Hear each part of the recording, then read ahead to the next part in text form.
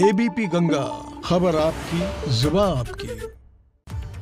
और प्रयागराज में माफिया और पूर्व बाहुबली सांसद अतीक अहमद पर कानून और योगी सरकार का शिकंजा लगातार कसता जा रहा है।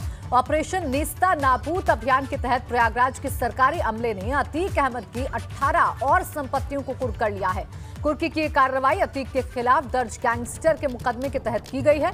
बाहुबली अतीक की सभी संपत्तियां प्रयागराज शहर के करैली इलाके के एनुद्दीनपुर गांव में हैं। संपत्तियां करीब 18 बीघा क्षेत्रफल में हैं, जिसकी अनुमानित कीमत 20 करोड़ रुपए से ज्यादा बताई जा रही है, इतनी आंकी जा रही है। एनुद्दीनपुर गांव में जिन 5 जगहों पर यह प्रॉपर्टी है, पुलिस ने वहां कुर्की की कार्रवाई का बोर्ड भी लगा दिया है। बताया जाता है कि ये जमीनें अतीक की पुश्तैनी हैं और उसे अपने ननिहाल से विरासत में मिली हुई हैं। इन खाली जमीनों में कुछ पर खेती की गई थी, जबकि ज्यादातर पर अतीक के करीबी प्लॉटिंग कर रहे हैं।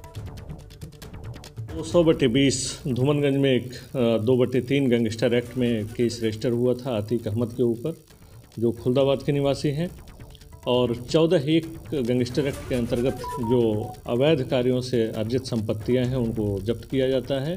इसी के अंतर्गत करैली में इनकी 12 बीघे की ज़मीन, जो लगभग 20 करोड़ की अनुमानित मूल्य की ज़मीन है, उसको कुर्क किया गया है। ये ज़मीन टोटल 18 हराजी संख्या में है और इन सबको 4 तारीख को कुर्क कर लिया गया है।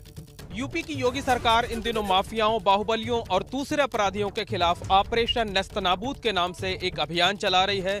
संगम नगरी प्रयागराज में इस अभियान के तहत सबसे ज्यादा कार्रवाई माफिया घोषित किए गए पूर्व बाहुबली सांसद अतीक अहमद और उसके गिरोह के खिलाफ हुई है। इसी कड़ी में प्रयागराज पुलिस ने अतीक अहमद की 18 और संपत्तियों को कुर्क किया है। ये सारी संपत्तियां करैली इलाके के एनुद्दीनपुर गांव में हैं। तकरीबन 18 बीघा जमीन है, जो कि इसी तरह से यहां पर छोटे छोटे टुकड़े काट करके इन जमीनों की प्लाटिंग की जा रही थी। जो अतीक अहमद के गिरोह के सदस्य हैं या उसके करीबी हैं, वो इन जगहों पर प्लाटिंग कर रहे थे।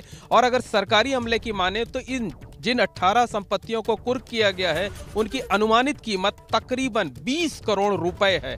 गैंगस्टर एक्ट के तहत प्रयागराज पुलिस ने यह कार्रवाई की है। इसके लिए पहले डीएम से परमिशन मांगी गई थी। डीएम द्वारा मंजूरी दिए जाने के बाद कुर्की की यह कार्रवाई की गई है। प्रयागराज पुलिस ने इन 18 संपत्तियों पर जगह जगह इसी तरह से अपना बोर्ड भी लगा दिया है, जिसपे साफ तौर पर लिखा गया है कि अब अगर इस पर किसी ने किसी तरह का कोई निर्माण कराया या कोई कार्रवाई की जाती है या इस जमीन का कोई उपयोग किया जाता है तो उसके खिलाफ कार्रवाई की जाएगी। तो साफ कहा जा सकता है कि गैंगस्टर एक्ट के तहत, ऑपरेशन माफिया के तहत प्रयागराज में सबसे ज्यादा शिकंजा अतीक अहमद और उसके गिरोह पर कसा जा रहा है और कार्रवाइयों का यह सिलसिला लगातार चलता जा रहा है, रुकने का नाम नहीं ले रहा है। कैमरामैन रोहित श्रीवास्तव के साथ मोहम्मद मोइन, एबीपी गंगा, प्रयागराज।